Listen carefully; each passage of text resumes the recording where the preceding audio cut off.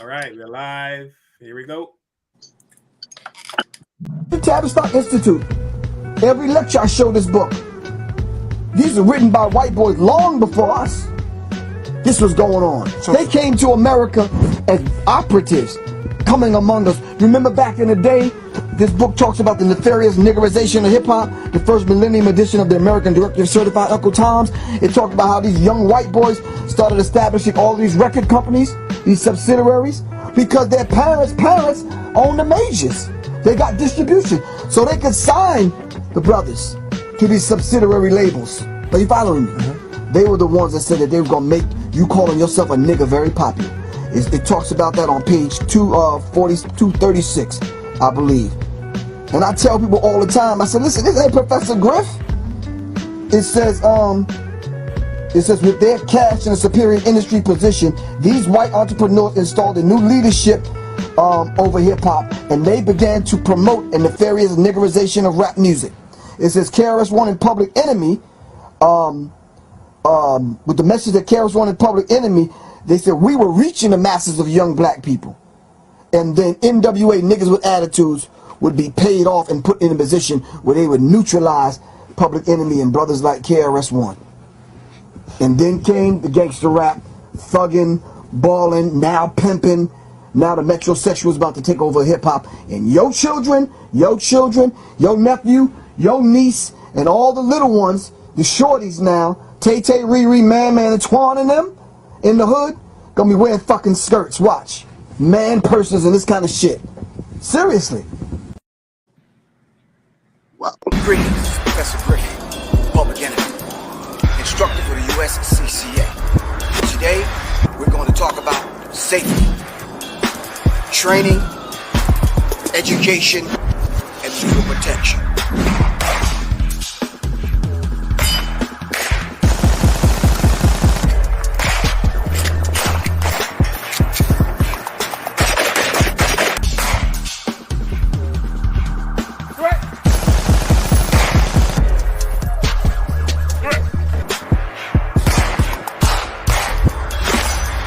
Contact us. Simply go to www.professorgriff.me or www.seriousmindsinstitute.com for safety, training, education, and legal protection. Alright? Professor Griff, Public Enemy, and I'll see y'all in class.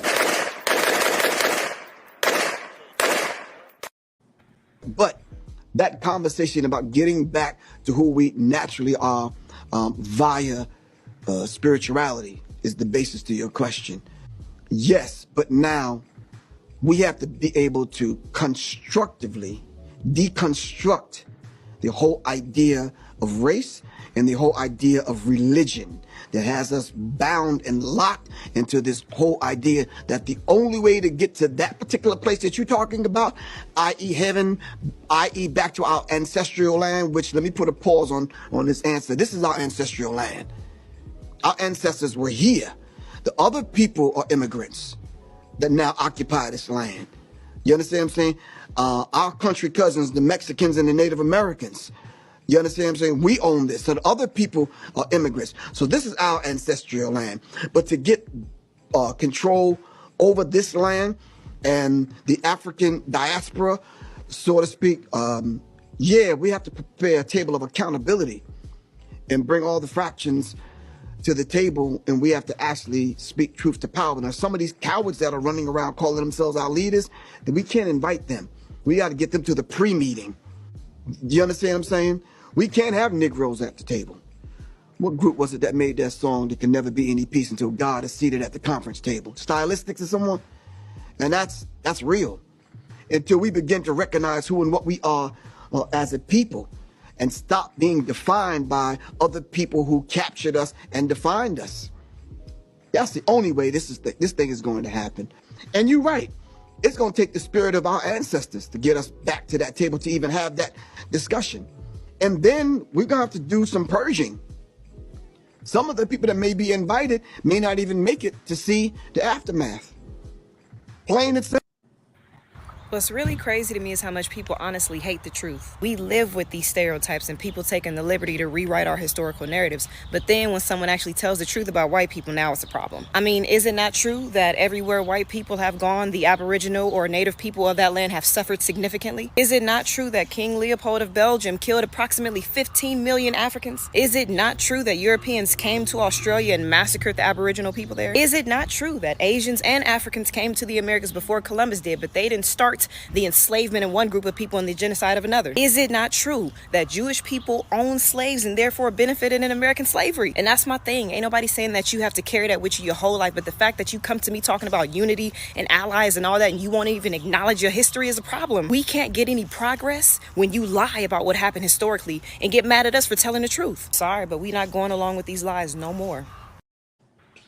It's important to be educated. I'm seeing a lot of black people being educated on Jewish suffering, as we should, so the past doesn't repeat itself. But to the white and Jewish community, why is there no desire to get educated on our history? Why is our history considered an elective and something y'all try to forget? I voluntarily read Night by Elie Wiesel as a teenager and sobbed the entire time. But do you know about Madame LaLaurie, how she pulled the intestines out of slaves and poked holes in their skull for the hell of it? What about the common practice of bug breaking? Y'all know about sex farms? We were bred like animals. Rape was a daily experience. And get this, slave rape orgies was a form of entertainment for white people. Y'all know about J. Marion Sims dissected the reproductive organs of his slaves with no anesthesia? Y'all say y'all been our allies, but what about the Hebrew Confederate Cemetery? After centuries of bringing 15 million Africans to the Americas with 25% of them dying on board, we still continue to suffer. From the rape of Reese Taylor to the murder of Breonna Taylor, we have yet to receive justice. So who's ready to get corrected and educated?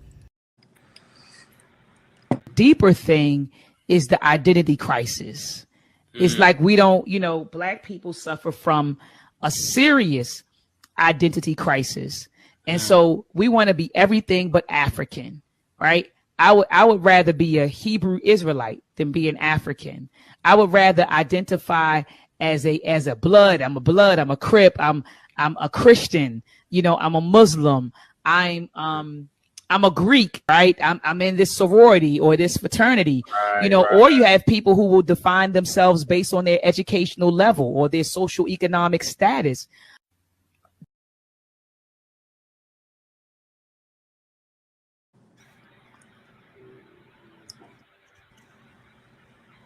All right, here we go.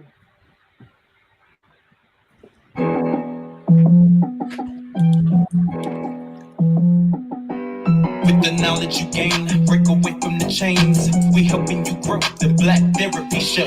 You be in a safe space, dealing with the black trauma. We unpacking and inspecting all our baggage and drama. Cause we gotta unite, no more killing each other. It's time to see a new future for my sisters and brothers. With Kevin, Carl, and Tiffany, you'll have an epiphany. We'll give you everything you need to handle the enemy. We'll be giving you empathy, we're gonna challenge you mentally. The right conversation so you grow exponentially. We built your penitentiaries, we built all the schools. Gave us brainwash education, just making us fools. Hatred was what we got in exchange for love. No more manipulation from my God up above. No. It's Carl, Kevin, and Tiffany. Now welcome to the Black Therapy Show. Let's go. Yeah. Woo! Hey everybody! Hey everybody! What up, Kev? What's up, everybody? Welcome everybody. Welcome, Professor Griff. Shout out to the whole. We have a very, very special guest tonight, and we are super, super excited, very excited to have this man on the show. Thank you, Tiffany, for reaching out to Professor Griff. Everyone knows him as a founding member of the rap group Public Enemy. And he has graciously agreed to do our show, tonight. And we are so excited to have him on our show. Welcome, Professor Griff. Oh, give thanks. Thanks. Really appreciate it, man. And thanks, Tiffany, for being so patient with me. And it was a pleasure meeting Kevin a few minutes ago. No doubt. You got that name Lee for a reason. I think he really Bruce Lee's cousin or something. Yeah. I got it. I have his fighting skills, so. So might need him to beat off some of these white supremacists out here. So everyone that watches our show know our show is all about uplifting Black people. That's all we do. That's all we're here for. That's all we care about. And I've watched Professor Griff's videos from way back, and he seems to be all about the same thing. So every show we do, we want to uplift Black people. How can we help Black people? Anything to move us forward to the next step. That's what we're all about. So one of the reasons we brought Professor Griff on for is I always had the question, how are Black people doing in 2022? Are we stagnant? Are we moving forward? Are we moving backwards? We talked about this on the show before. Did segregation really help Black people? I mean, once white people say, okay, you guys are allowed into our party, did we flourish? Would we have been better off being segregated? And I know, Professor Griff, you have some views on Black people's position in society. When we had our pre-meeting on Tuesdays, Tiffany mentioned gun violence, and you corrected Tiffany and said that, gun violence, I guess, was a manufactured. I could be, if I'm misquoting you, please correct me. It's a manufactured phrase or saying by the white media, so to speak. So Yeah, you want to go ahead and elaborate on that? Yeah, I basically called it a CNN talking point, because if you really listen to the white media, you could listen to 20 stations and 20 channels. All of them are saying the same thing. Mm-hmm. Yes. Verbatim. Mm-hmm. It's gun violence, and it's the Second Amendment this and the Second Amendment that. It's an assault rifle this and assault rifle that. So then when you do a basic Google search of the number one weapon used in mass shootings, guess what? It's not assault rifles. You can look up assault rifle. Right. Like, what are y'all talking about? Because they've been given talking points to push an agenda. Mm-hmm. It feels like a script. I feel like that. That's why I stopped. I only watch one channel, and that's it. And I can't watch all because it sounds like a broken record. It's the same thing over and over again. So I believe everything you said about that with that. Right. So let's regress. Let's go back to his original question. Where are Black people right now? Are we moving forward? We'll talk about the firearms thing, gun thing, in a minute. And just to put a cap on that, and we're going to revisit it. Like I've said, guns have been around for a long time. So to start labeling it gun violence, it's a trick. Because if you're into hip hop, I'm not sure if you're there yet, Carl. Are you? Yeah, I'm there. Okay, I got you. I just want to bring you. Okay, so then what was the gun that rappers were talking about in their lyrics a minute ago? Bring me up to date. 9mm? Yes. No. He said no. What? Yeah. What? Come on, man. Come on. A minute ago, they was talking about Dracos. Right before that, everybody had an AK-47. Okay. And everybody was talking about, I got a Glock. Oh, Glocks down. They even made songs about the shit. Okay. And I could go on and tell you what was the gun of the day. Mm-hmm. Nobody talk about no mass shootings then. It was always gangster rap and what was going on in the hood. Mm-hmm. But we're going to get back to that because that's a whole deep trick in and of itself. And like the abortion conversation is designed to disarm you. You understand what I'm saying? They want you having the abortion, sister. You understand what I'm saying? Right. They got the money to go to rich white doctors. We'll talk about that in a minute. Where's Black America right now? And I'm gonna say this not because Kevin is on the line. I've said this before I even met this brother. Comedians got a strange way of getting away with a lot of shit and telling a lot of truth because of the envelope and the package that they put it in. I said, fuck that. I'm gonna be a goddamn comedian. I'm gonna tell me some goddamn jokes. Because they tell all the damn truth. And people laugh, and I'm like, all right. You understand what I'm saying? So where are we? If you're looking at it through the lens of a young Black woman, yeah, we're probably fucking doomed. If you're looking at it through the lens of somebody that really not trying to be Black, because I need you to underline this next point, put parentheses around it, because every time they want us to mention and interact with the term black, they make it painful. Like the sister said on the clip that you just played, we don't want to be black. We want to be everything else but who we are. But everyone else is trying to be like us. Yes. You understand what I'm saying? Everybody want to be black until it's time to be black. Mm-hmm. Mm-hmm. You understand what I'm saying? So where are we? It depends on what lens you're looking at it through. If I looked at my auntie who used to be on drugs, you understand, back in the 60s.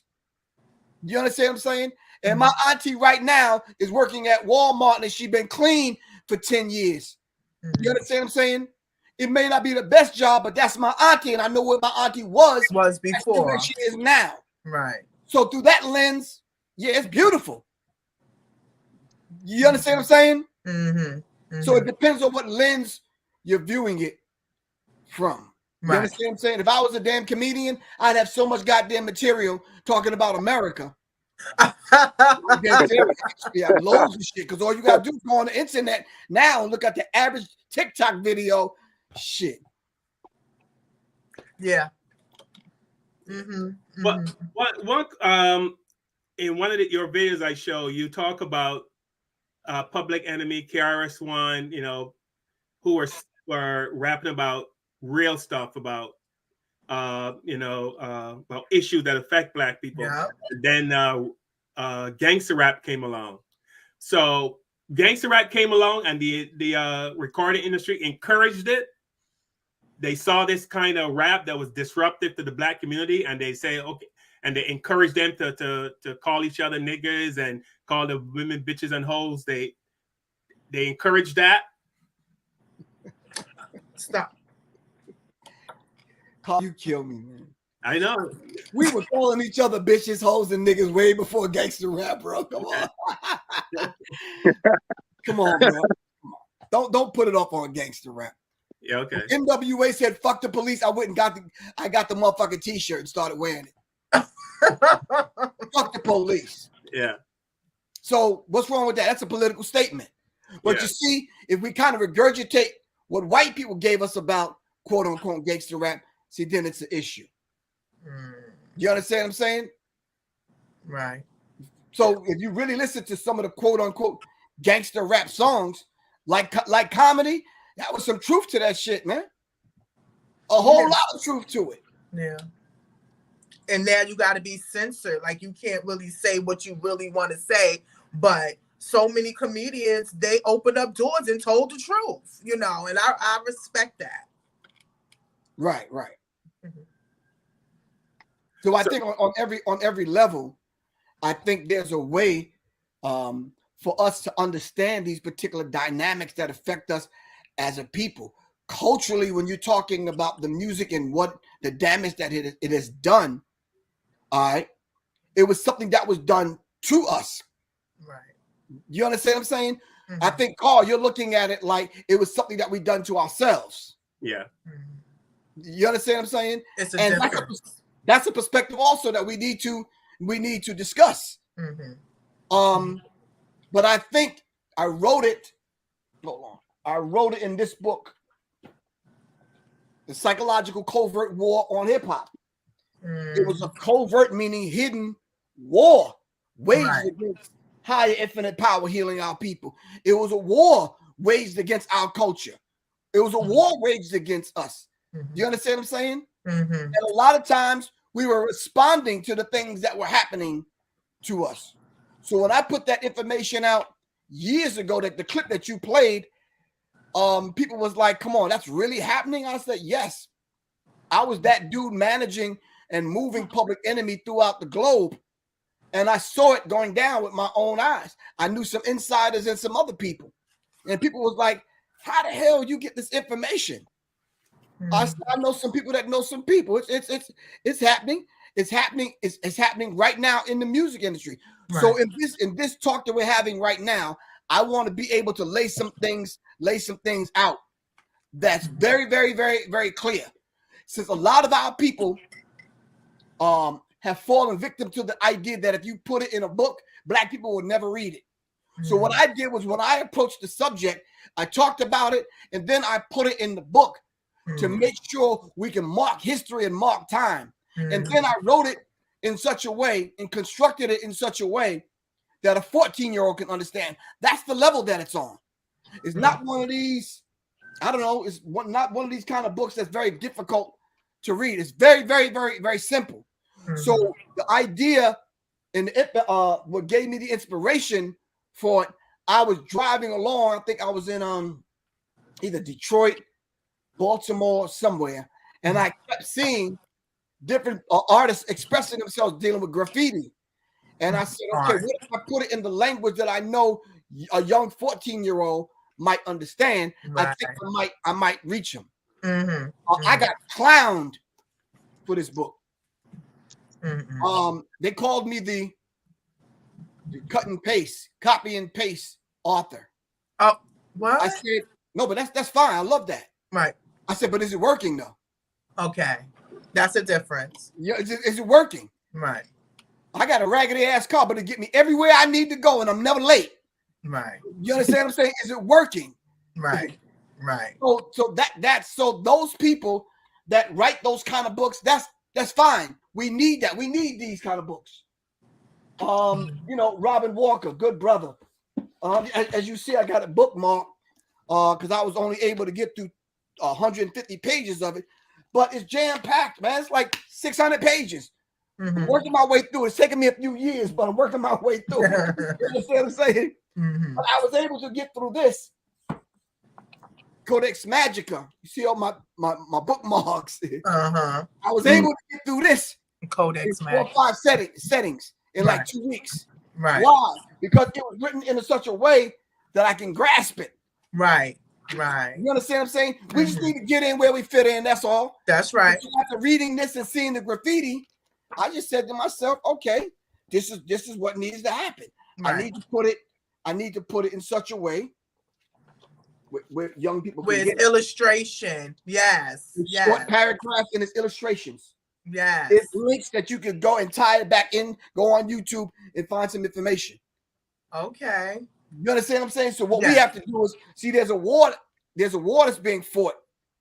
You understand what I'm saying? They gave us the firearms without the ammo.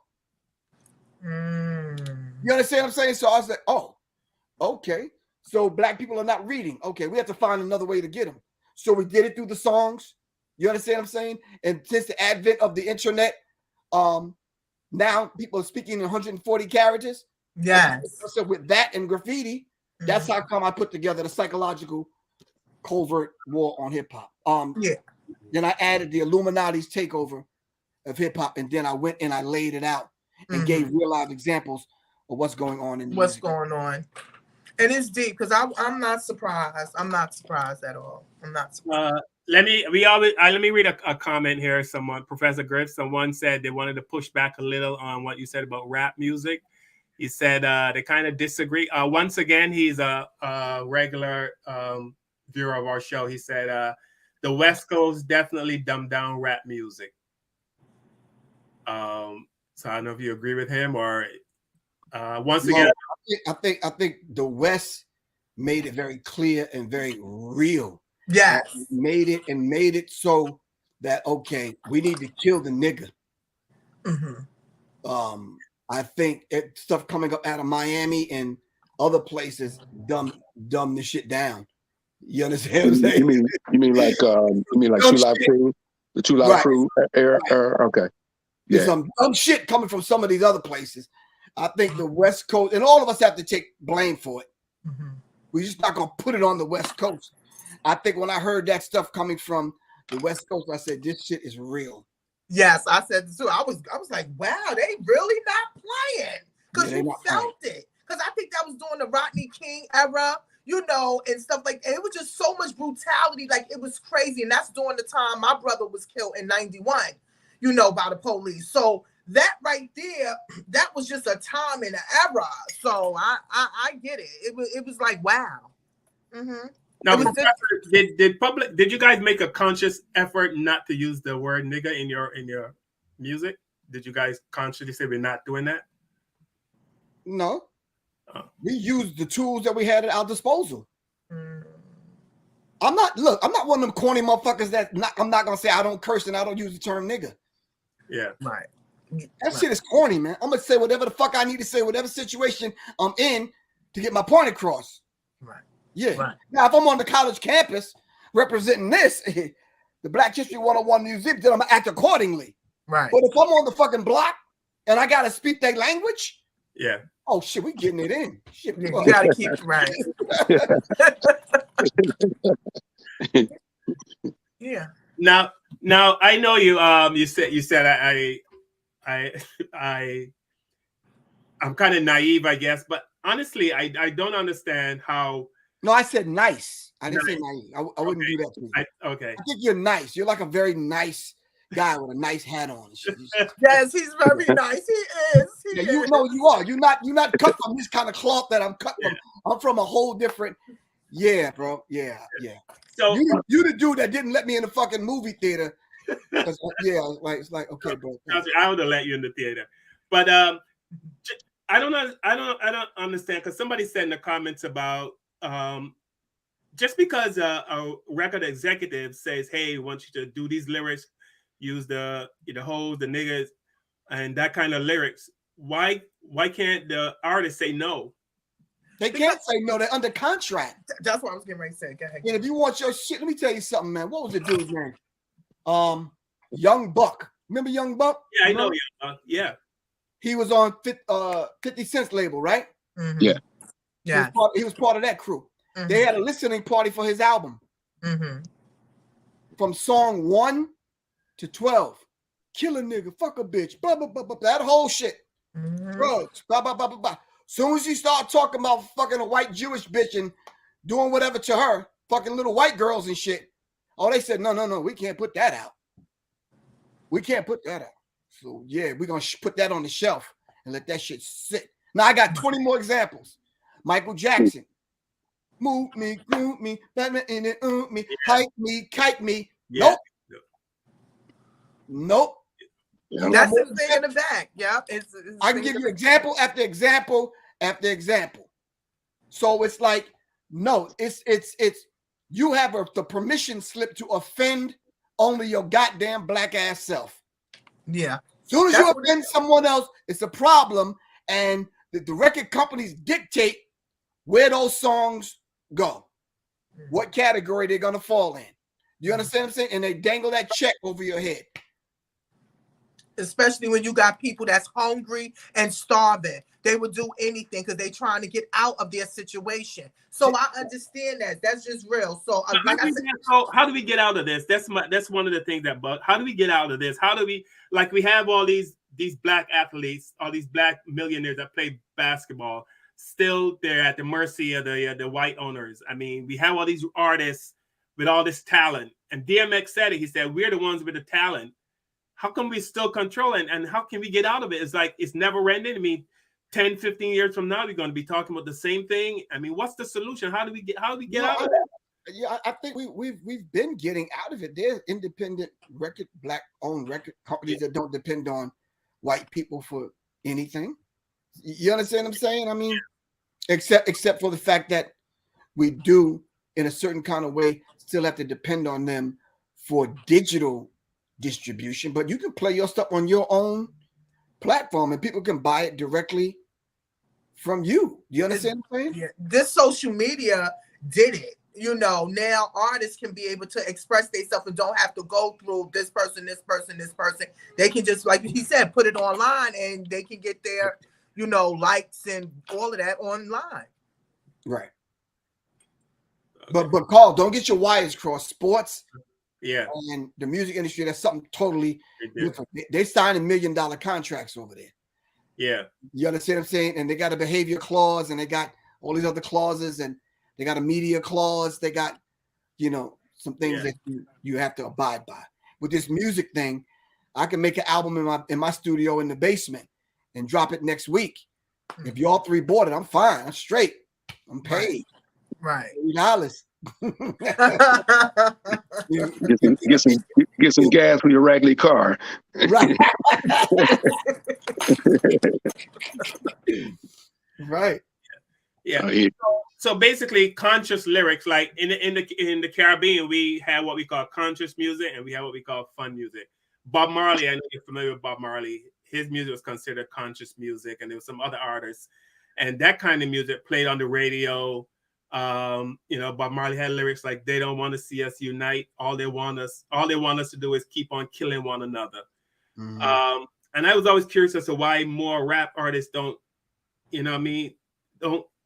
take on more lyrics like that. You know what I mean? Like, the music, it seems to me, is what gets the people.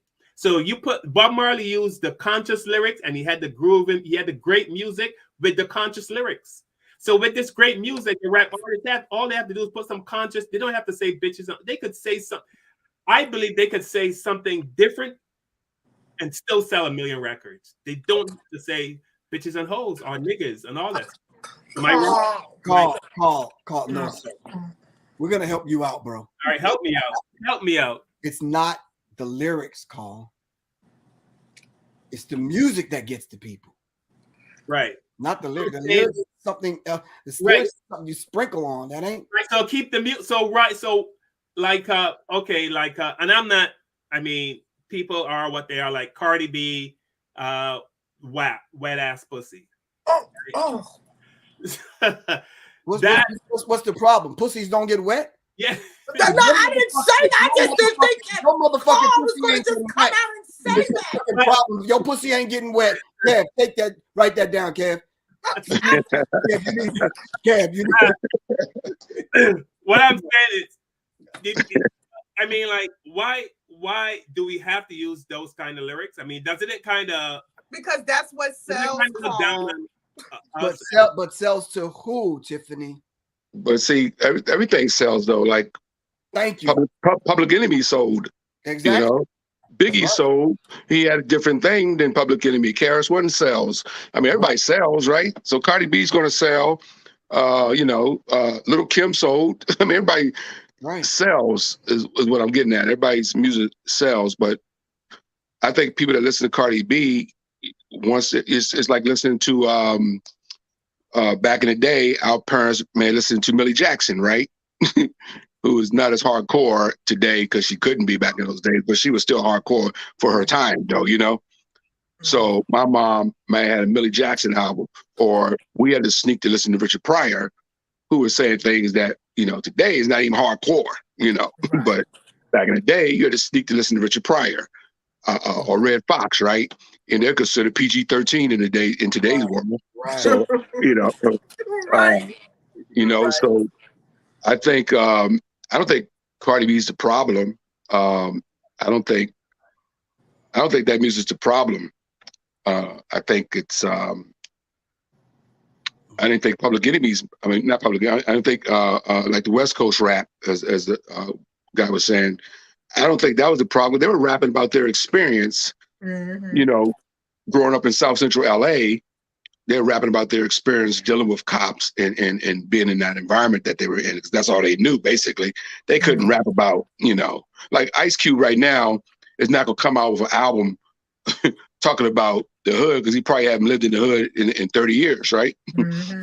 You know, he got a house in the hills now. So, but at that time, that's all he knew, so that's what he rapped about, So right. He said if you knew better, you would do better. It's like comedians who they say comedians fall off once they get super rich. Like, like Martin was a lot funnier when he was coming up than he is now. It's hard to wake up in a $20 million mansion and be funny sometimes, because you're not talking about the things that, the struggle, Yeah. So like when you first start out, right? Yeah, when you first start out, you got a lot of struggle, a lot of things you can talk about, being a comedian on the road, standing in the Roach Motel or whatever the case may be, but now, he can't walk out on stage and talk about his 5-star hotel, so it's a big difference. So, yeah, I think I don't blame music for our problems. I mean, I know what Professor Griff said about the them dumbing down the music, I guess, and we listen to it. So, but I think that goes back to everything goes back to raising the parents, man, raising their kids, man. Look, I didn't listen to everybody. Yes, I didn't listen to everybody. I ain't out here gang banging. I ain't slinging. Mm-hmm. I listen to every Biggie song ever, you know. Mm-hmm. I listen to, but I also listen to Sugar Hill Gang, Curtis Blow. I mean, Right. then every gangster rapper you could think of, right? So it's all about how The you parenting. are brought up, you know. Mm-hmm. Mm-hmm. I mean, you can listen to Biggie, then listen to Public Enemy or Karis One or whatever, and get that education, you know, from Chris. You know, so I'm just saying it's not about. It's about how you raise. I think kids today, you know. Professor Griff, let me ask you. Can you talk about the? Because this is what the. Can you talk about the prison system, man? What's your thoughts on the prison system, man? Like, because that's a serious issue we got here. I mean, it's definitely Jim Crow all over again. They making money off of us. The more black bodies they got up in there, the more money they get, especially private organizations. Am I right? I don't know. It's a Fortune 500 industry. Last I checked, right? Right, exactly, and it's a privatized kind of business now, and you guys would be surprised at some of the black people I had to check in certain spaces. All right, about investing into private prisons. What? Black people. Well, the music industry went through that period where the record labels were giving incentives. Do y'all remember the private secret meeting that happened? And the dude sent out the anonymous letter, and he told people what was going on in the meeting. And sure enough, a few years later, it came to pass. Do y'all remember that? No. Oh, well, there was a secret meeting that happened in L.A., and the gentleman had received the invitation to it, not knowing what kind of meeting he was going to. He basically said, to make a long story short, he got to the meeting. There was a few people that he knew in the music industry, but it was industry people that were in positions, prominent positions in the music industry. So it wasn't a lot of people there, 30, 40 people maybe. So the people came out and basically had them sign a non-disclosure. Mm-hmm. And then, not to repeat some of the things that was going on in the meeting, so the dude refused to sign it. And then, so basically, the meeting went on, and they start discussing changing the direction of rap music, all right, to lean more towards, like I said earlier, the niggerization of rap music to get black people in a certain mindset where they would promote the criminality. They would criminalize rap music. Thus, the same people that owned big business in the music industry are the same people that own big business in private prisons. They the same people. So then it would behoove them to take out secretive insurance policies on the Biggies and the Tupacs and the other ones that they know they're going to shoot one another down. It would behoove them to herd large numbers of people because the music is changing in every city. I herd them into private prisons because, like you said, Tiffany, they get paid for it. So the music and the private prison industry goes hand in hand. And that's my answer, Kev. It goes hand in hand. So now let's look at the landscape now of rap, and let's look at the ever-growing population in prisons and the funeral industry.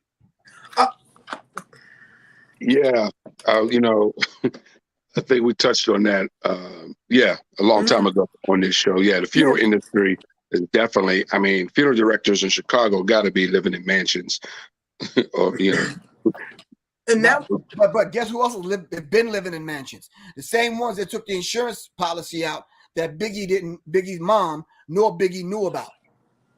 Tupac's mom, Tupac, and all these other quote unquote rappers that don't read the fine print in some of these contracts. They got insurance out on them. Exactly. So my thing is, live that kind of life. Talk about bringing bricks in and killing people and doing this, that, and the other, keeping it a buck, so to speak. Yeah, because I'm gonna get more money with you. They're gonna get theirs whether you coming or going. And it's so sad that so many young men has lost their life. You know, rappers. It's like they said, rappers is the most dangerous industry right now. And that's sad. It makes me upset because my nephews listen to music, but I try to make sure they listen to positive. Because I'm gonna be honest, I love Kendrick Lamar. Kendrick Lamar is like a breath of fresh air to a lot of this music that's going on today. You know, so yeah, the music. I believe that the music has a hand in a lot of things. I just put the link in the chat group. If anyone wants to jump on, they're more than welcome to jump on. Brother, once again,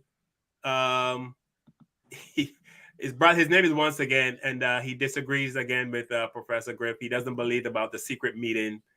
He just thinks that it's a myth and it's just an excuse. An excuse for what? I don't know. I don't know. Excuse for what? I mean, there's a lot that go on. There's a lot that go on. Let me say this. There's a lot that go on that we don't know about.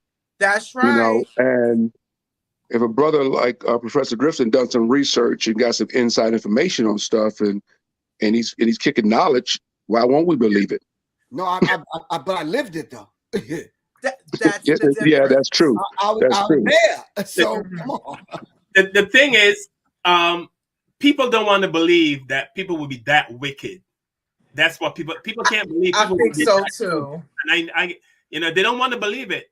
Who would want to believe that back in the day? I told these guys about a black man that was mopping back in the day and touched a white woman's foot with a wet mop, and they shot him right there and then. They just shot him. You know, who would want to believe that they used to lynch pregnant black women, and when the babies fell out because they would just stomp on the baby's head? Who would believe that they used to use black babies as alligator bait? Right.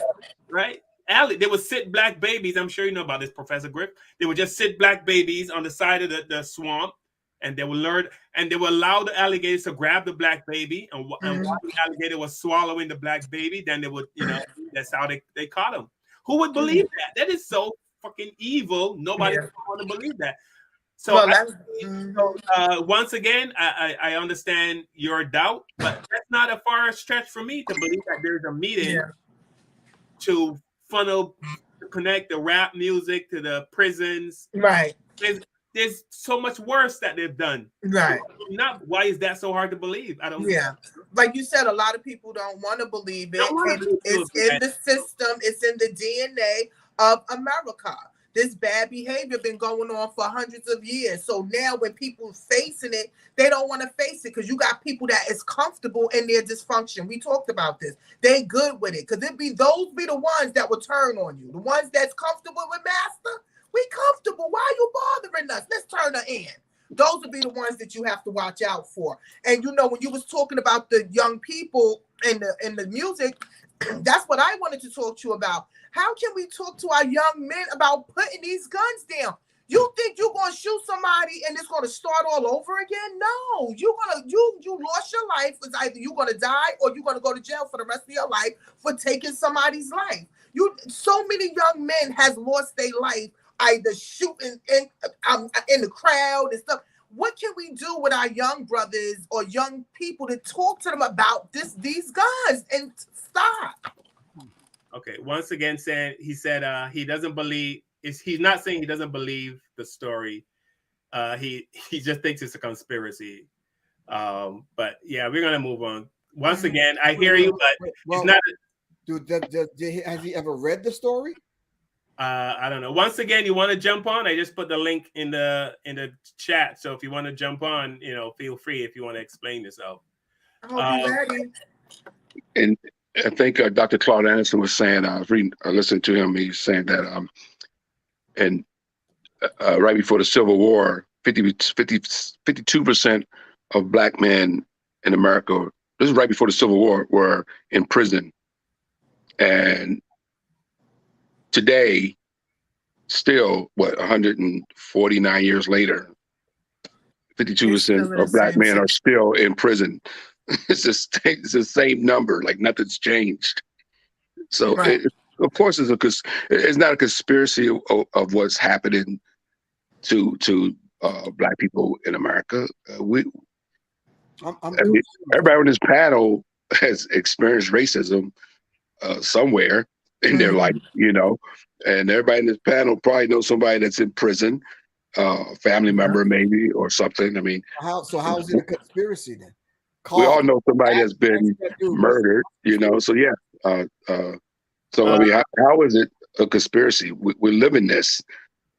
Like he said, sometimes people can't handle the truth. People don't, and you know, like, again, people, thank you again for coming and watching us. Y'all need to Google Professor Griff. He has been in this industry over 40 plus years. Tiffany. Yes. Fuck him. Fuck him.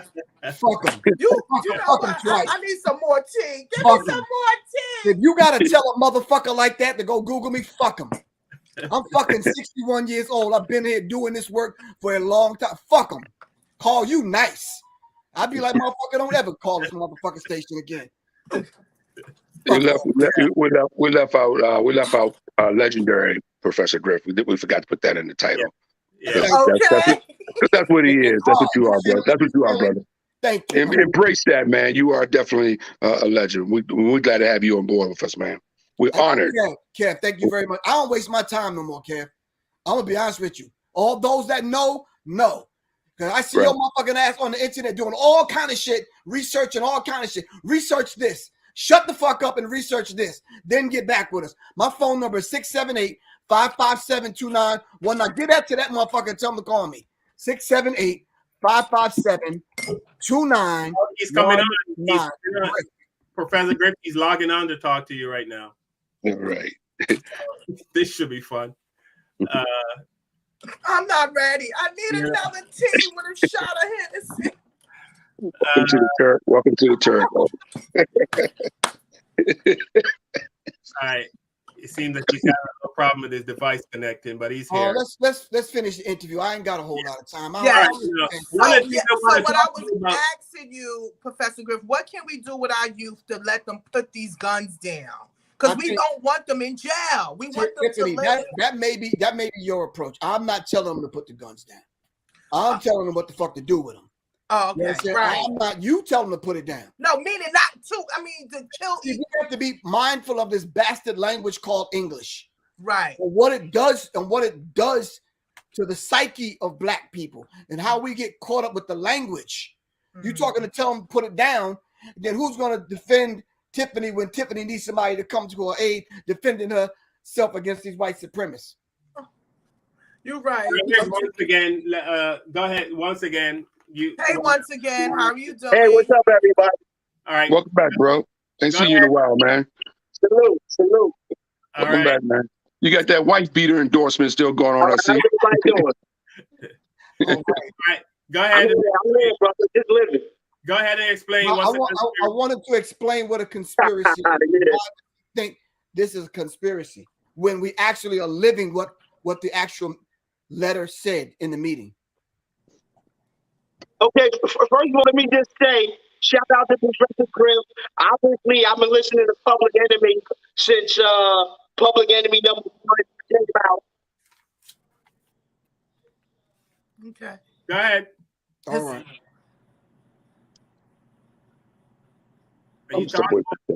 So you know, I respect where you're coming from, but I'm speaking specifically about that meeting. Okay, I'm not talking about slavery and oh, he got a. You're listening to yourself. Just talk, man. Right. I'm not talking about white people on the rule and the oppressive rule and all the atrocities that happened and all that. I'm not saying that part didn't exist. What I'm saying is I'm being realistic. I've been hearing about that meeting since Benny Bone and one of Bone Thugs and Harmony, and he spoke about it. I'm just saying, you know, a lot of myths are propagated into the atmosphere, and people believe it if it's true. That doesn't help our cause. It's just like with this Tuskegee experiment. A lot of people probably believe that the government gave black people syphilis. When the truth is, the government didn't give black people syphilis. They just didn't treat syphilis. Which is it's still horrible, but I'm just saying certain things need to be explained and make sense. And specifically, when we talk about that meeting that's supposed to happen, I mean, how can that make sense? So you're saying that a group of 20 or 30 people, millions of black people, to commit crime or to change their identity just behind the meeting? That doesn't make any sense. And as an intelligent person, I don't see that. All right. So you just don't believe it. Right. And what is it to believe? What is it to believe? Everything that was said in the letter in reference to the meeting came true. We're living it right now. They niggerized rap music. All right, they criminalized rap music. Yeah. So what is it to believe? I don't do this belief thing. What is it to believe? Help me out, please. Like I said, man, you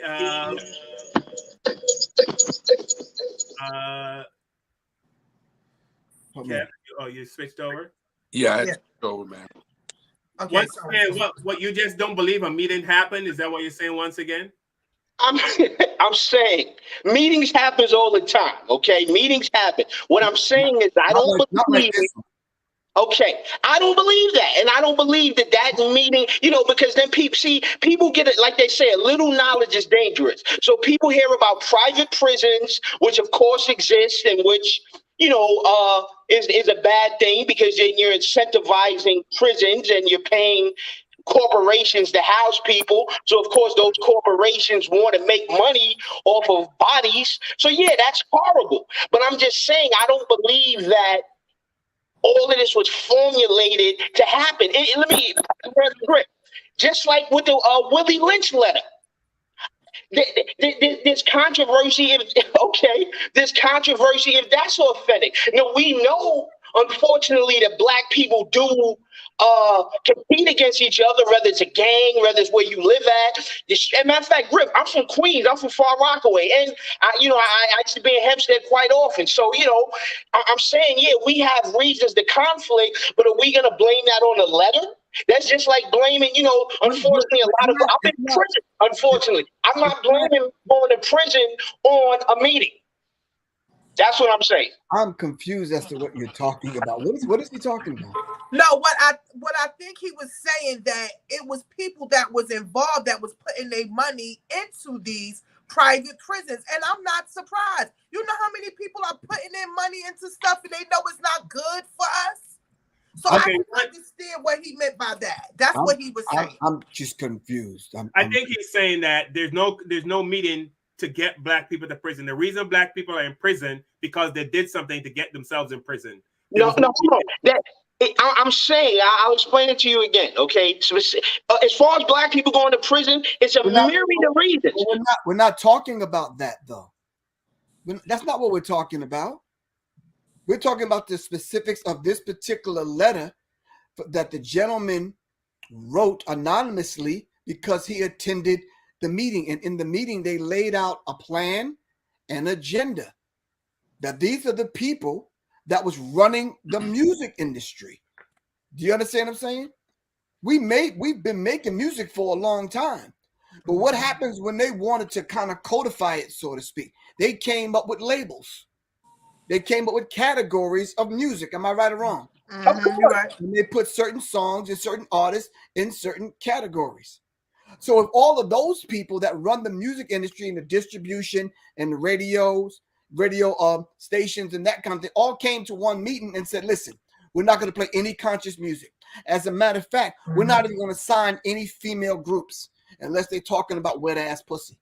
You mean to tell me those things didn't happen in the music industry? Yeah, it's happening now. Hold on. Because I'm leading to my point. Those things happened, right? You had no more conscious music on the radio, right or wrong? Right. That's true. That's by design. That's what they talk about in the meeting. So you can't tell me I don't know this thing what you keep mentioning about your belief. This is way beyond your belief. You understand? You could believe That you Superman, you could jump off a building on your face and live. I say don't try that, bro.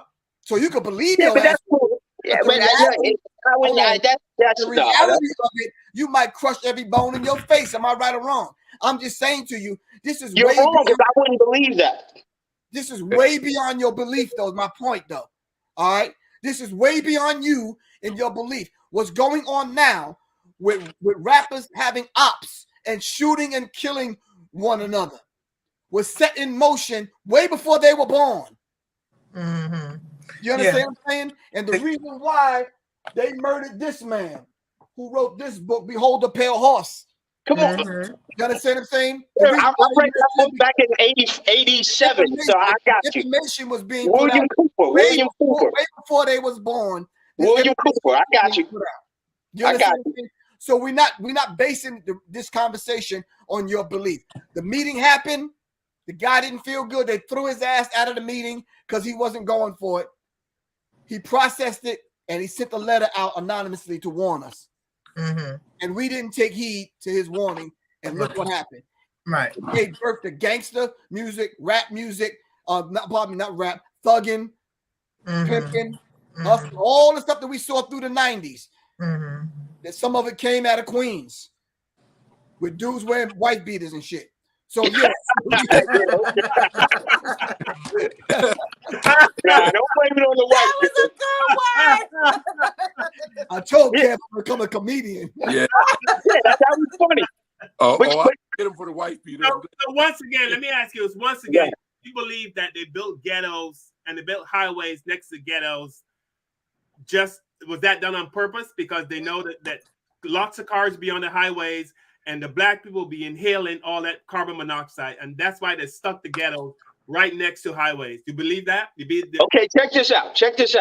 You know, we're going on a different tangent as far as that meeting, but again, let me say this. Let me say this. All right. Yes. Unfortunately, of course, there has been social engineering to have negative impacts on black people. The thing about the highways, that's something that is not subject to my belief. There's so much documentation on that, and it's not anonymous, okay? Even redlining. I've known about redlining for decades. So, you know, come on. I grew up in Queens in Far Rockaway. Right next door is the Five Towns, Cedarhurst, Lawrence. It's the most wealthiest areas. But then you come to Far Rockaway where Redfern Project starts, and you have the ghetto. So yeah. See, again, I'm not saying that white people don't do foul things, okay? I'm not saying that certain things aren't engineered for our destruction.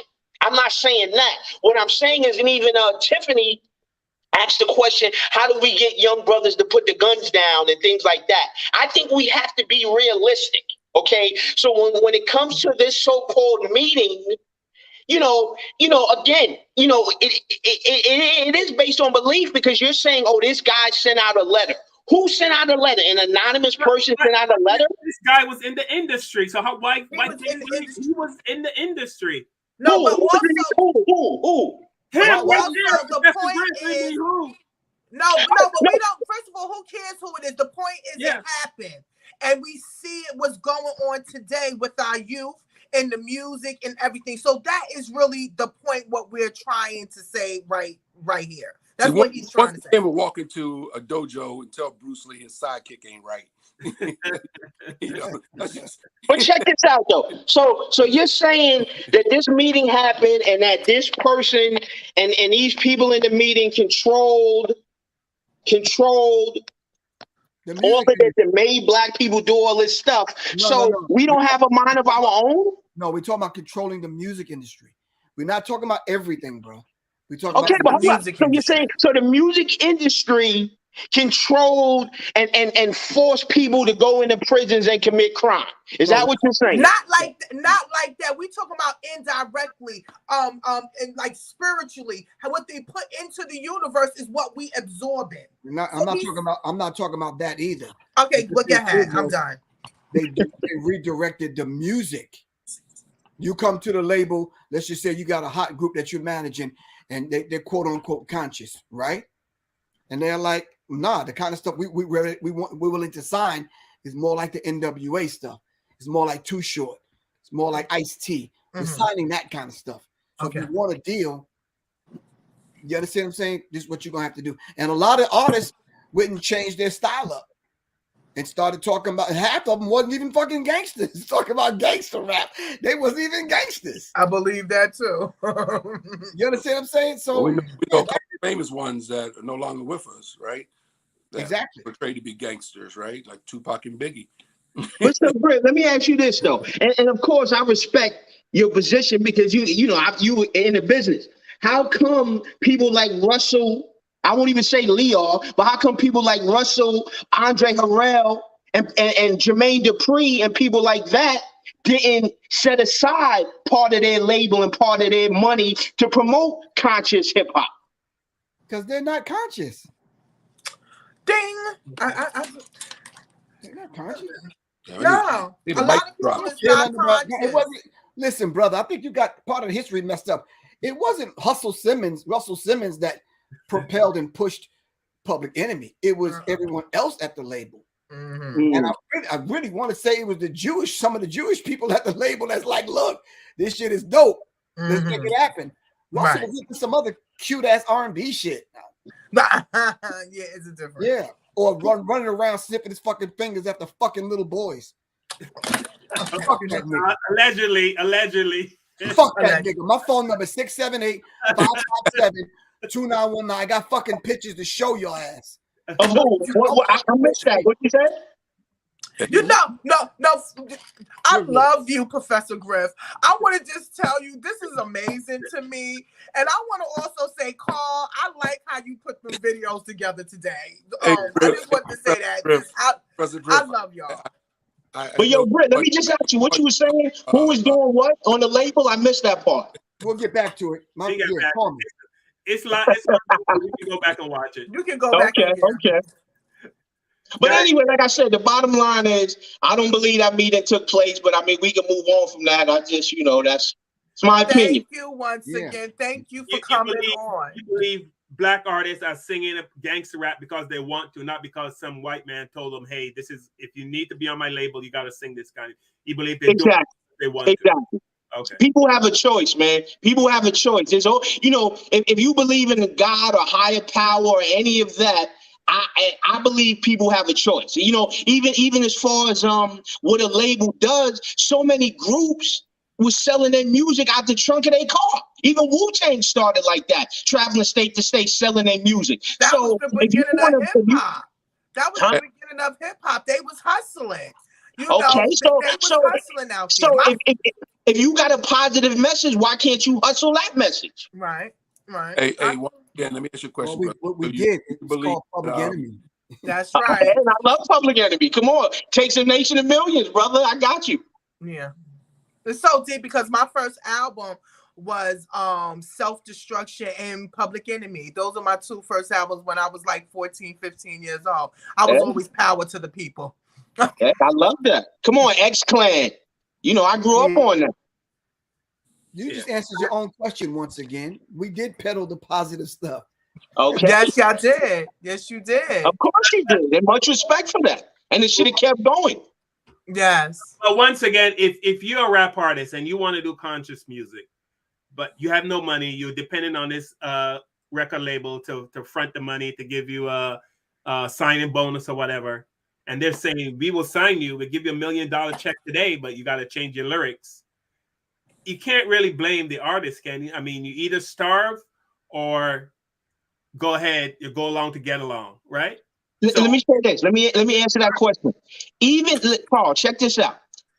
That's true in a lot of ways, and I can understand because I've been in poverty, so I can understand if you poor and if you love your music and you're trying to get put on, you may switch up your style in order to appease the record labels. But the problem is the reality of the violence that's behind that, because a lot of guys, even if they themselves aren't gangsters, they bring gangsters into the mix where you have dudes that's selling drugs, selling crack, guns, and all of that. Unfortunately, look what happened to Jam Master Jay. He got caught up in some criminal activity. So it's more than just what the music is promoting. It's the entourages and the people in the group that are actually involved with criminal activity. And let me say this. Like the record industry, the execs.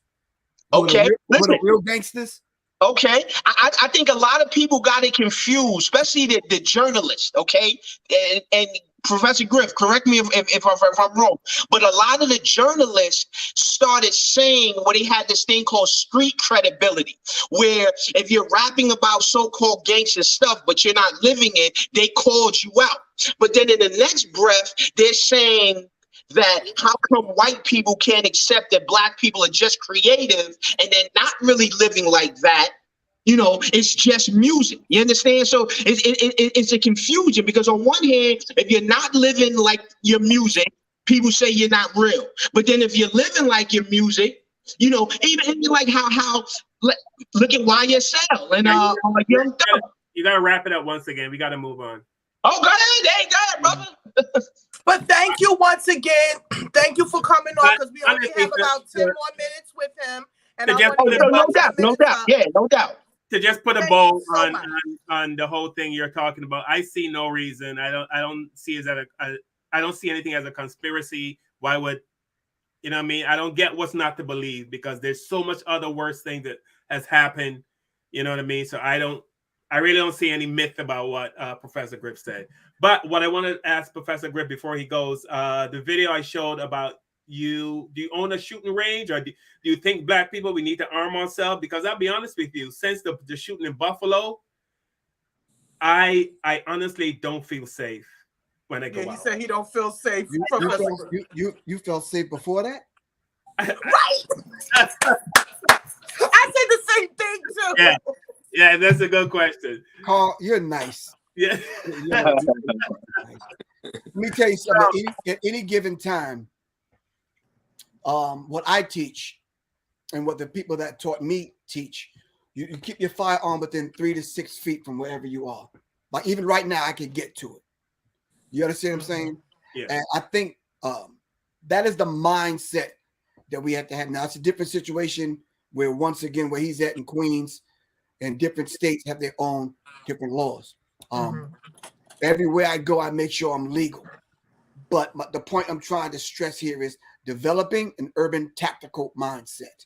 My mindset is I am going to survive. I'm not going to be that dude that y'all read about up under some cop's knee or any of these kind of situations. I've developed a mindset that I am going to survive. You understand what I'm saying? So I think, yes, we should arm ourselves. First of all, we should arm ourselves with this. It's called the second. Yes, once again, I'm an avid reader, researcher. I study. That's why they call me the professor. No doubt. That's shit that I don't know about. Yeah, I'm living it and studying it, researching it. You understand? This is what everyone should do. You understand what I'm saying? This whole idea of the Second Amendment, Carol Anderson breaks it down. It was mainly for white men who wanted to control black people, and they needed the law in order to do that. It was never designed for black people to carry firearms. That's right. You understand what I'm saying? So we need to look deeper into some of their laws, and we need to find a way to protect ourselves, even in places like New York, where y'all might be, where you can't carry a firearm. But how come the white boy got a hold of one? You understand what I'm saying? And the question, I keep doing research and I keep going down the rabbit hole. The thing that's boggling my brain, I'm sure y'all heard about it already. The shooter in Uvalde, Texas, right? The school, right? Yes. This dude barely had a fucking job, scraping around for money, but yet he had $9,000 worth of guns and ammunition. Who gave it to him? He bought a Daniel Defense. Now I've been trying to get a Daniel Defense AR-15. That shit is at least 3 stacks. They said he had over 6,000 rounds of ammo. Of AR-15 ammo, bruh. You know how much money that is? And then he had another AR-15. He had 2 AR-15s. You talking at least $5,000 worth of gun, another couple of $1,000s worth of ammo. You understand? You follow what I'm saying? Right. Somebody that didn't even really have a job. Right. Where did he get it from? Somebody else. Once again, we're walking off the pages of this book right here. The Pale Horse. I had that in high school, brother. We're walking right on out of these pages. Do you understand what I'm saying? And we cannot say this stuff is not happening because it's happening in real time on our watch. You understand? Our people. Right in front of our face. So so we should arm ourselves. But I tell everybody, and this is one of the reasons, once again, that I talked about the letter, is because they wanted to herd black people through the justice system to put charges on them, so we couldn't arm ourselves. Yes, I believe that too. It's a wrap. I got more cats calling me. I caught cases, man. I'm not allowed to have firearms. I said, bro, first of all, let's get off the phone talking like that. Get indicted hotline and shit. Right. You understand what I'm saying? They ain't taking my license from me. You talking all fucking crazy. Right. You know what I'm saying? So, but more brothers got cases and can't see now. You're defenseless. What are you going to use against a crazy ass white supremacist 18-year-old shooting people? You can't carry no firearm. Yeah. So it's all part of a bigger plan, Tiffany. Right. And I was very upset about, even with the Buffalo thing, how this white boy can come in there and nobody recognized that something was wrong with him. He's different. He's wearing army fatigue. Nobody recognized it. Like, our people didn't see nothing. But the hood is not the hood no more. Because before, if you came through the hood, people was like, "Yo, what's up? Whoopie whoop." We would give a call. Y'all said that. You understand what I'm saying? Who the fuck is dude? Word. You understand what I'm saying? On the last show but we don't have that connection anymore like that, because we don't feel that we should defend. Now listen, we'll kill one another if we defend in the block. But they said this dude was there 3 days ahead of time, already there, feeling the place out. See who's coming and going. You understand what I'm saying? They said he was there 3 or 4 times already. Then that last time he came back, he already knew what he was working with. It's called a soft target. Yeah, because if he could have done enough research to find out where the gangbangers were, he didn't go down there and attack them. Exactly. Because what they're gonna fire back at him. So yeah, he went after old people and people off guard shopping, and same thing with the cat that killed the people in the church, praying. He was killing Roof, soft target, as you said. Soft targets. But they know, because it's military strategy and they study that. You saw the crackers that just got arrested in the back of the U-Haul, right? Yeah. Yes. 30 of them packed in a damn U-Haul with bats and shields and geared up, ready to go attack some homosexual people. Yeah. And wait a minute, and they didn't even take off their masks. But if it was black men, all their masks would have been off. They had all their face covered. We did the research. We already put pictures up of who they are, where they live, their names. We already got it all. So yeah. Okay. That's Griff, can I say one thing though? Yes, sir.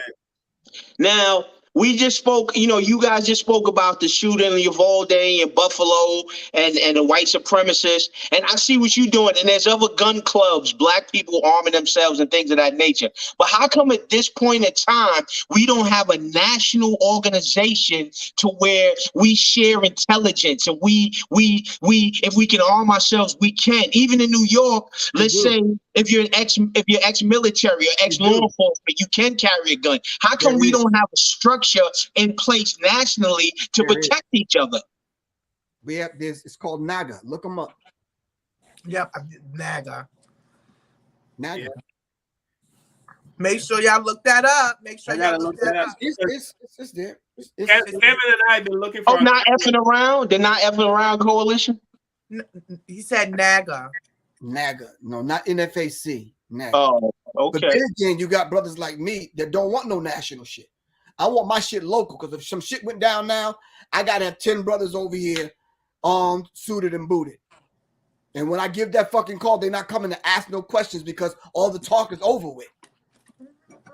Now, I ask every man that I meet, do you got 10 brothers you can call? If somebody raped your daughter? Yeah. Don't talk so loud once again. I didn't hear you. Oh, you asking me personally? You're right.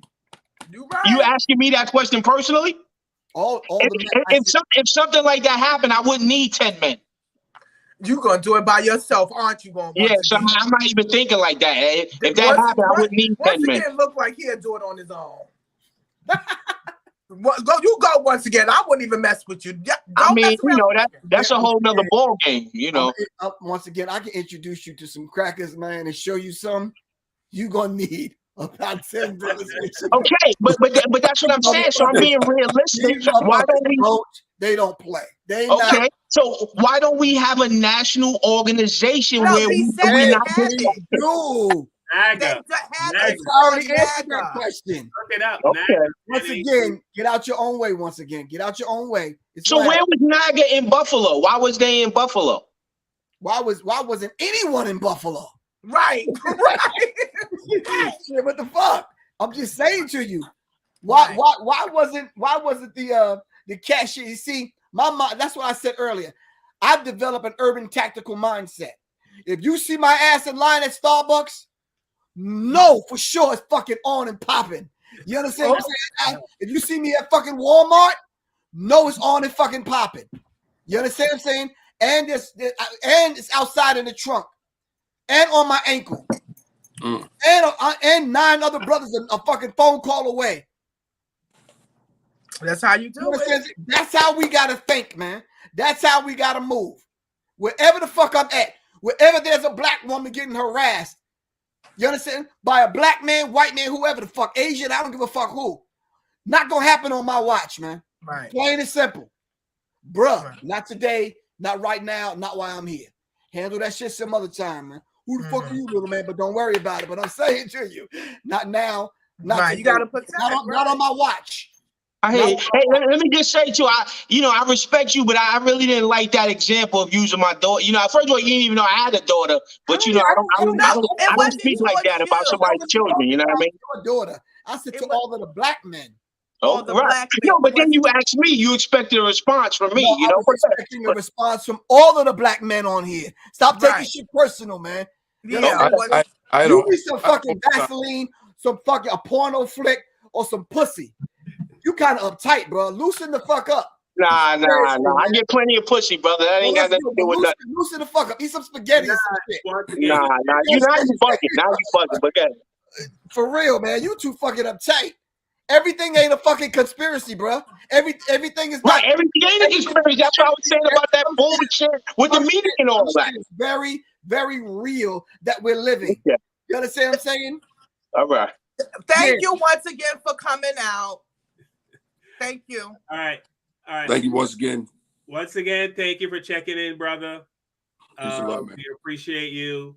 And once again, don't look like he going nowhere. He's just like, fuck y'all. I'm staying at the fucking barbecue. I didn't get no fucking shit. I mean, whatever. I keep it real. You know what I mean? But this motherfucker 5 times, and that motherfucker's like this. Yeah, whatever. Like I said, I take this stuff serious, and if everybody want to joke around and this and that, this is not that serious. This is not your interview. The interview with Professor Griff. So go ahead and talk. Go ahead. For real, this is not your interview, though, bro. Come on, man. All right, so hey, Tiffany, can I ask you a personal question? Tiff, can you hear me? Yes, I can hear you. Are you a gun? Damn. I can't hear you. Go ahead. Are you a firearm owner? Do you own a gun? No, I don't, but I'm working on that so soon. You and I are the only one on this panel right now that don't have a gun, because Carl's a gun owner and Professor Griff is a gun owner, so we don't have. I have some nunchucks. Listen, you be juggling knives and bowling balls. That's weapons right there. And chainsaws. Yeah, I'll hit somebody in here with a bowling ball in a minute. They come up so Professor Griff, NAGA is in how many states? I don't belong to their organization because of the simple fact that from the outstart, when I first joined them, I said there should be a response team component. Them motherfuckers ignored me. I said, fuck off. So if protecting women and children are not the top of the list, fuck y'all. Yeah. Fuck, I need, yeah. No, what do I need that for? I'll go train with the crew that I'm training with. And the beautiful thing about the crew I train with, don't nobody know who they are. So we can move quietly. Right. I saw a video where this one of those variety stores, one of those Indian, he smacked a black woman or something like that, and some brother showed up and just shut it down. Did you guys see that video? No, Yes, he smacked a black woman. He came into his store. He accused her of stealing, smacked her, and some brother showed up in black gear and stuff, and said we're shutting it down. That's right, because you're not going to sit here and disrespect somebody like that. No, they shut it down. They stood up for her. They told him close the window. Pull the gate down. He said you're done for the day. You know what I mean? And he, So I thought that was the same. I thought Naga was one of those groups. No, Naga don't get down like that. No, they don't. Okay, they're not about that life. Okay, no, they're not cut from that cloth. Bro. I'm cut from that cloth. Yeah, they're more of an organization that people. Yeah, national organization above ground. They do political shit and whatever. Because the vast majority of black people that own guns like that cute cap and gown bullshit. Cool. Yeah. We need motherfuckers to do that. Y'all go do that. We're gonna go take care of this real business though. Okay. That's it. That's what I'm talking about. I want to say I appreciate. You don't understand. This is like a dream for me. And thank you so much for coming on and being here with us all and everybody that's watching. Thank you so much. No problem. I'm gonna continue to shout y'all out. I respect y'all. Thank you very much for having me. I swear, y'all the three most patient ass, beautiful ass black people I know. And my ass ain't got fucking time for it. I don't. Hey, Professor Griff, I'm usually the one that the no nonsense one on the panel, man. And, and I'm the one that's since you was here today, man. I just can't I'm gonna take a break. I'm gonna make call tell you, man. Yeah. Here, man, I'd be all over that cat, man. Right. But let me tell y'all something. For real. Excuse the foul language, but and I can't excuse my energy, but how y'all think this public enemy kicked the fuck off and survived so long without that energy? You need that rah shit for real, man. Right. That's what attracted me to it when I was young. When I was a young girl and seeing you up there marching and protected, I was like, that's what I'm talking about. I want my nephews to be like that. That's what I protect. Exactly. And we had fucking Uzis and Mac 10s then. Wait, I shouldn't say that so loud, but just erase that part of it. Too late, we live. The views of this program. Right. But shit, it was on and popping then. Yeah. You notice ain't nobody give us no motherfucking trouble. No. And nobody said shit. Not gangster rapper, not Ku Klux Klan, no fucking body. Because they knew that shit was on and popping. Shit. That's right. Ain't nobody said shit. Yeah. Mm-hmm. Hey, Professor Griff, thank you. Thank you so much for doing this show. Tiffany, once again, thank you for bringing Professor Griff to the show. Right. So, Tiffany, I got you. You understand what I'm saying? And we're going to I said this, and I'm going to say this openly and publicly for the second time.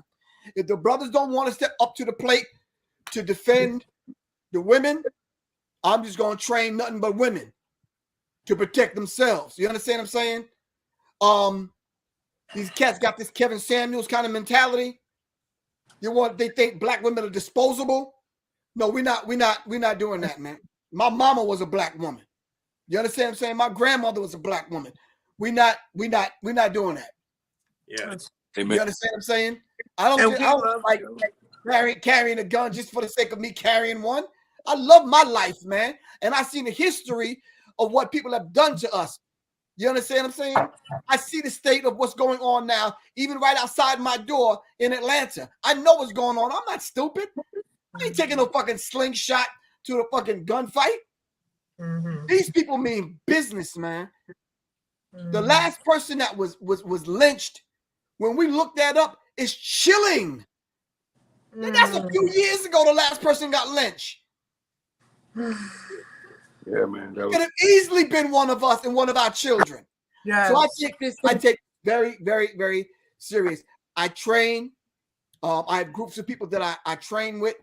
My classes, the vast majority of them are black women in the classes, and we talk about the law. We talk about the legalities. We talk about what weapons permit, what you should own, transporting your firearms, how do you carry your firearms, and I just build women from the ground up on how to shoot, how to stage a firearm. You understand what I'm saying? How to store it. And I think that's one of the main problems that Tiffany was alluding to earlier, taking the guns out of young people's hands. A lot of times they breaking in cars and stealing it from their parents in the home because we're not storing the weapons the way they should be stored.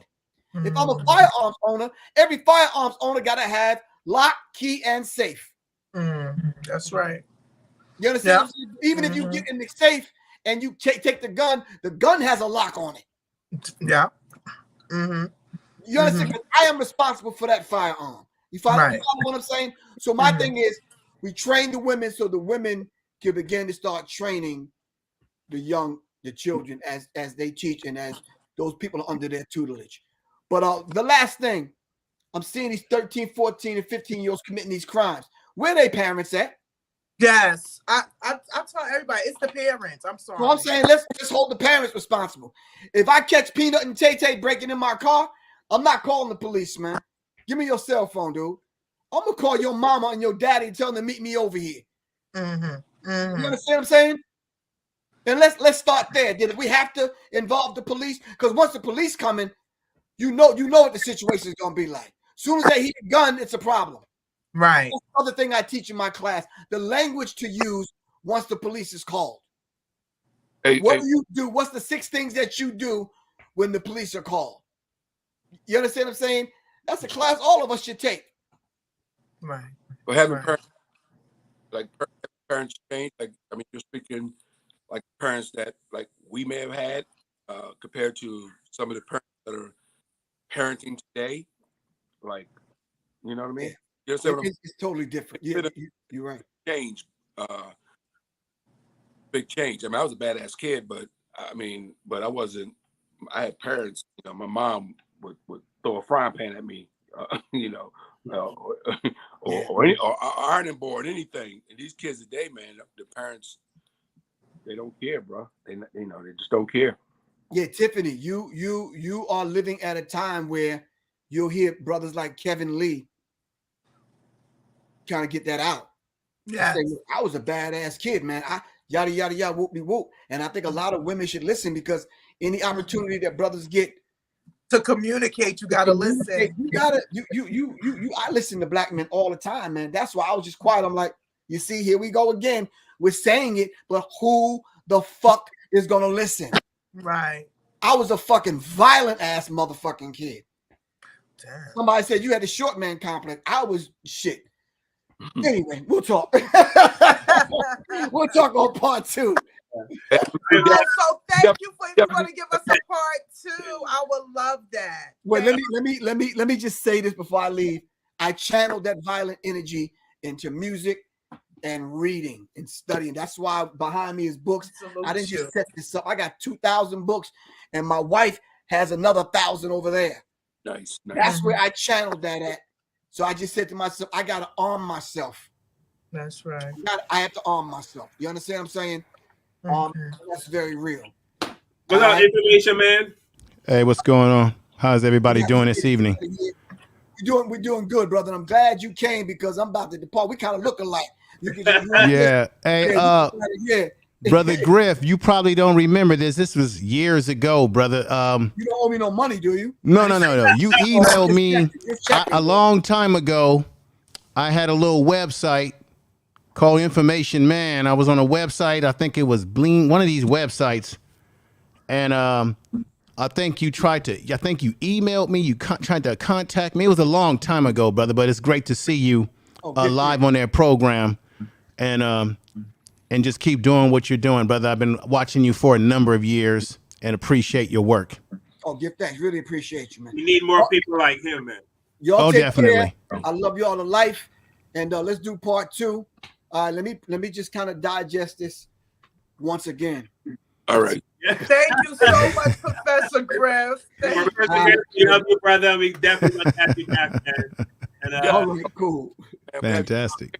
Part 2, brother. Tell Soleil I love her. I definitely will tell her.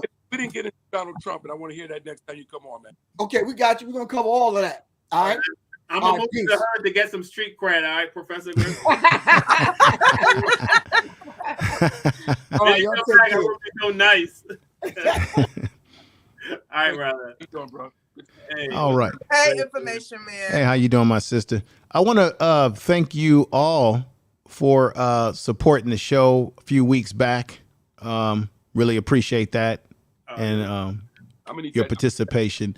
And I wanted you to come up on the screen, sister. I had mentioned about, I put the links in there, and I wanted you to click into it and come up on the show and give your thoughts. My hair wasn't done and my hair wasn't popping right, because I'm gonna tell you right now, I had to go in and talk to my mother. I said, Mom, I want to jump through the TV and pick my information. No, I have a crush on him, and now he done made me mad. So she was like, "No, leave him alone." So yes, I'm gonna get up on your show one day, babes.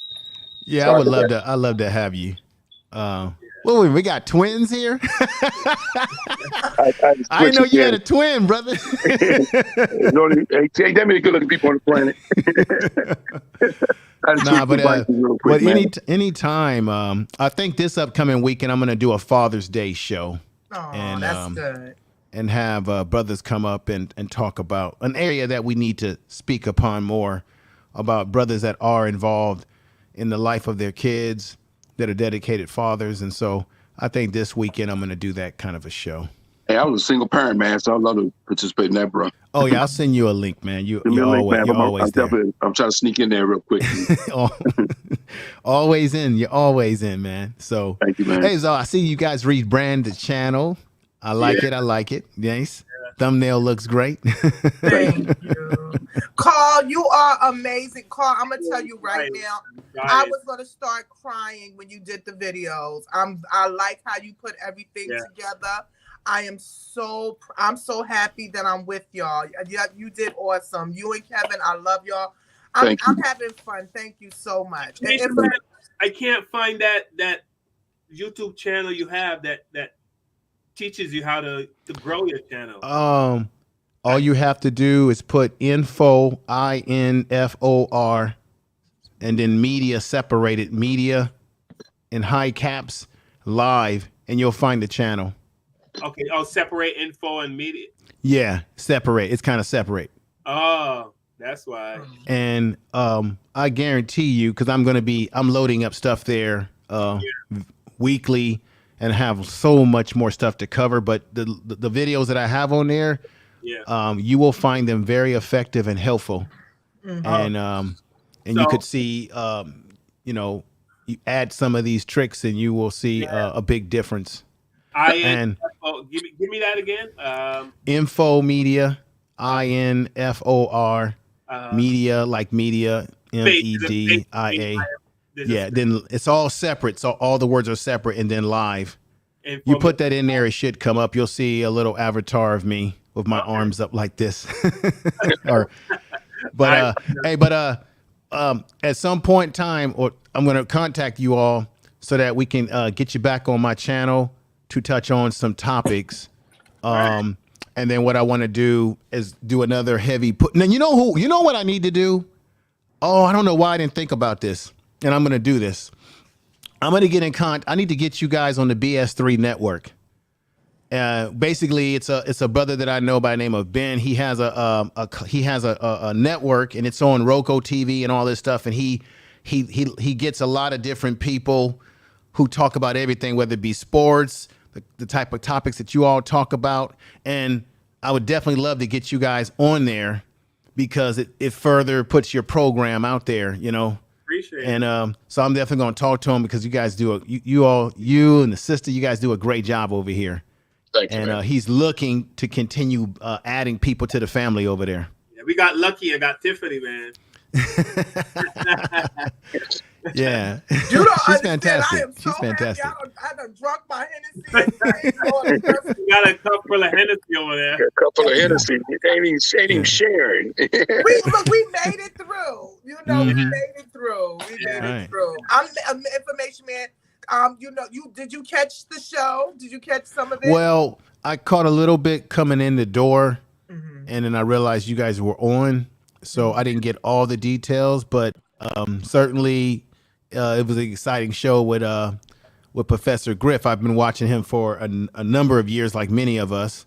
Man, And I've been listening to him talk and I forever, really appreciate some of the work that he's done, some of the issues that he's brought to our attention, and I like the way he breaks down some of the BS in the entertainment business. You know, some of the things that he's revealed to people. Yeah, well, it's hard for once again to believe that there was a meeting to funnel black men, you know, to use the music to funnel.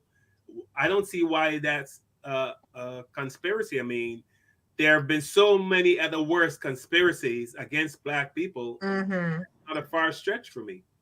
Well, everybody on this panel realizes if you go back and you look at where rap music was at one point in time, where we went from this, what we call conscious rap, where you had brothers saying peace to each other, and go back to Africa, and you had the medallions. Something got disruptive. I mean, I don't need to repeat the history. You probably know the history better than me, but something got disrupted in which the message changed, right? I remember rappers like Parrish and Oakland. He couldn't get any wiggle room. He was completely an independent rapper, and he talked about this in many of his songs, how the record executives were pushing away from that type of rap music, and gangster music, as we know, became prominent. And then guess what? Think about it. When we were growing up, we were repeating the things that people like Public Enemy were saying, X-Clan, many of these type of groups. We were repeating the things that they were saying, and it got replaced with us repeating this gangster lyrics. Or at least our kids are repeating this stuff. And you know, music is the only thing that can enter your self-conscious mind without your permission. That's very dangerous. Right. Well, you 100% right. Because I remember back when we had the leather hat with no brim, remember that Kumo D used to remember that? Right. And Paul still got one. Right. And remember, Paul still sporting that. Yeah. And remember, wait till November come around. Remember, a lot of the rappers at that time, some of them, when they were doing their musical videos, they were using historical black colleges, which was also boosting people saying, wow, what's that? What's that? Spelman, Morehouse? What's that about? It had people curious. So we can't deny that influence at that time did have a positive influence on some of our youth wanting to go. It definitely influenced me when I saw Spike Lee doing his stuff with School Days and all these different things. It had me really like, man, I want to go to college. Right. And the movie Do the Right Thing. Do the Right Thing. Who does Spike Lee have in that movie? Public Enemy. That's right. Yeah. Oh, yeah. You know, they were the main soundtrack. The main soundtrack. Yeah, Fight the Power. Because as Do the Right Thing, my son's name is Raheem. See, That's my son, because I like Radio Raheem from that movie. Come on, my son's name is right. So now we went from people taking positive names that was influenced by the music and giving it to them children or themselves, to now the gangster rap coming in and everybody's calling themselves Killer Mike and Killer Dave and Gangster and Gangster Rebel, and you know what I mean? Yeah, and all the trap music. And that was back then. You can be at the club and you're dancing and you step on somebody's foot and you just keep dancing and it's all right, brother, we're good. And you laugh and you well, not anymore. Where I came from, boy, people didn't like that. No, but you heard him too. You know, when I can't wear my shoes, man. You step on my bad feet, we fighting. Right. We fighting. My bad feet hurt like crazy. Right. But yeah, I really had a good time today. I really enjoyed the conversation. Shout out to once again, yo. Thank you once again for checking in. Once again, checked in. Once again, you're welcome to come on the show anytime. We love your challenging questions. You know, I mean, we love that. We love that he doesn't agree with everything we say. Right. You know. Let me, you know. But also, we want him to know that Don't be take things really serious. Well, we are not against you. We're I for you. We love our people, you know, and we just want our people to have knowledge and wisdom, you know. Yeah, I don't think. Well, I know that Professor Griff was nothing against your daughter. No. He was just saying you have a daughter, you know. He was just using it in general, and that's real talk. If somebody did something to any one of our children, we going out there and we fight it. Yeah, that's just plain blanket period. Yeah. You know, it's not nothing negative to anybody. That's just common sense. Yeah, facts. Mm-hmm. Just facts. That's what you just said. Facts. Yeah. So, yes, I just want to thank everybody for coming out. Carl, I'm so proud of you, Carl. I love them videos, Carl. Yeah. You almost had me in tears, Carl. I was like, petition. I tell Carl every week, man, because usually, and you're new to the show, Tiff, but Carl's videos sometimes will have you so angry. Carl runs some videos, man, and make me want to just get up. You know how you felt when you first watched Roots back in the day. Some of them, you want to go out and beat up Bobby. Some of Carl's videos, boy, get you fired up. But no, he's so good at that, man, putting them videos together, man. I spend a lot of time. I have like 50 of them lined up. Then I got to pick the best out of the best 10, and I pick the best 5, and you know, so. And that's what you are good at, Carl. And I also see you doing it too, information man. You are really into, you know, doing your thing with your sound effects. I like that. That's good. That's work. That's dedication. Because I'm not doing it. I'm not that. Just give me 3. We all have our gifts, Tiffany. We all have our gifts, you know, that we bring to the airways. Everybody has their own gift, you know. So. All right. We're gonna wrap it up. Information man, you muted. You got yourself muted. I just wanted to say everybody does what they can do, and everyone has talent, and people respond to people's talent in different ways. Mm-hmm. But I'm gonna drop off. Oh, I just want to let you know I'm sharing out the video today in my social media and all the good stuff like that, in my community tab and everything like that, so people can check this out. So thank you. Almost definitely. That's what I like to do. You know, that's how you support people. Man. Today was a good show. That's how you get the word out. So yeah, I'll be sharing this out through a lot of different sites that I'm a part of, and so people can check this out and also check out what you all are doing here. So everybody have a great night. I'll see you soon. All right, information thank you, information man. Thank you, sister. You're wonderful, and I love your hair. Information man, I'm looking for you. I've got the black on. You better send me your email because I want to talk. Because I call Carl. I want to talk to you. Here, this is what I'll do before I drop off. Just give me 1 minute. I'll put my email in the private chat. Okay, thank you. Because I'm coming for you, boo. Yeah. And let's see. There we go. Oops. Let me put that 06. All right. So let me thank everyone for. Thank you. Once again, thank you, brother, for checking in. Norman Staley, thank you for sticking with us.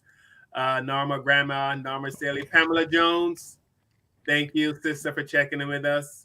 Gina Fiore, thank you. Asia Coleman, thank you so much. Heather B, thank you. Highly Flavored, thank you so much. We didn't get to a lot of comments today because we really wanted to center the show around the legendary Professor Griff. So I didn't get to read a lot of comments, but I appreciate all the people that checked in. If I miss anyone, I apologize. And last and not least, and most valued, thank you to Mr. Information Man for giving our show the boost it needed. We really appreciate it. So we're gonna definitely get you back on, and I'm gonna keep shouting the channel out and everything like that. So I'm gonna drop off. Y'all have a great evening. I did put the email in the back chat. I got it. So you got it. Contact me, and I'll send you a link if any one of you brothers would like to jump on this upcoming Sunday. The Father's Day show I'm going to do, you're more than welcome. I'll just send you a link, and if you can come on, I'd be glad to have you. If you can't, I know things happen in life, and we're all busy. So take care. Peace. All right. All right. Talk to you. Waylon B. I didn't mention Waylon B. Thank you so much. Did I miss? I missed some people. I'm sorry if I missed it. Thelma Taylor. Thank you so much. Oh, that's my baby mother. Hi, Thank you, and we love you. I know we don't say that because we just say I don't say that for the hell of it. I absolutely love anyone who can take an hour, 2 hours out of the night to spend with us. Yes, thank you, everyone. Thank you. Patricia Felix, I see your heart. Thank you so much, sister, for checking in. Hey, I'm glad the show ain't on the market. The game will be on. So who you rooting for? Kevin and his gang. Golden State Warriors, baby. Warriors. Thank you, Patricia, and thanks to everyone. And I always please tell the people you love that you love them. They're not here for Yes, tell them you love them. Let me say this also: my dad's not doing very well. He's in Barbados. I'm planning to go to Barbados the first week of July, but if he takes a turn for the worse, I'll have to leave like immediately. So just sending love to you, Carl, and your family. They work out well with your dad, Carl. I didn't know healing vibes. Healing. Yeah, he's not doing well, but sorry to hear that, brother. Yeah, it's hard. My dad and I are super, super close, very close. Yeah, I know, man. I know. So hopefully, yeah, man. Keep us posted, bro. Sorry. Yes, please. Yeah. Thanks a lot. Thanks. Yeah, and hey, my sister was watching too. Hey, what's up, Bridget? All right. Hey, sister. What's up, Bridget? Yeah, my sister watches every week. Bridget. Yeah. All right. All right. Shout out to Bridget, Kevin's Bridget Lee. Is her name? Ballard, big sister, Bridget Ballard. Yeah. Ballard. Shout out to my sister Ballard. too. Hey, your sister. My All sister. right, everybody. Peace and love. Everybody. See y'all next Wednesday. All right. Don't forget to like, share, subscribe, and hit that notification bell so you can get notified once we go live, and tell everyone about our show. Yes. Peace. Hey. I need some watermelon. Game, break away from the chains. We helping you grow the Black Therapy Show. Dealing with black trauma, we unpacking and inspecting all our baggage and drama. Cause we gotta unite, no more killing each other. It's time to see a new future for my sisters and brothers. You know, with Kevin, Carl, and Tiffany, you'll have an epiphany. We'll give you everything you need to handle the enemy. We're giving you empathy, we gon' challenge you mentally. The right conversation so you grow exponentially. We built your penitentiaries, we built all your schools. Gave us brainwash education, just making us fools. Hatred was what we got in exchange for love. No more manipulation from my God above. No, it's Carl, Kevin, and Tiffany. Now welcome to the Black Therapy Show. Let's go. Yeah. Pamela Dotton also checked in. Pamela, I'm sorry I missed your name. Pamela Dotton. What's up, sister? What's up, Pamela? All right. Bye, everyone. Bye.